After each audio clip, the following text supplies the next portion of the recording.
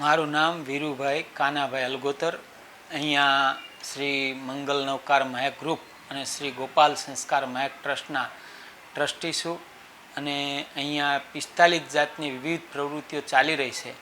એમાં ખાસ કરીને 200 લોકો દરરોજ જરૂરિયાતમંદ લોકો અહીંયા સંપૂર્ણ પેટ ભરીને જમે છે.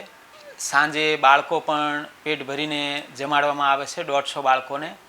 અને આપણે અહીંયા 50,000 કુંડાનું વિતરણ કરવામાં આવે છે જીવદયાના કાર્યની અંદર. દરરોજ ગાયોને 500 રોટલી, કૂતરાને 500 રોટલી, આવી રીતે વૈયાવચમાં આપણે 15,000 સાધુ સાધ્વીજીના પાણી ઠંડુ થાય એવા માટલા બનાવીએ છીએ.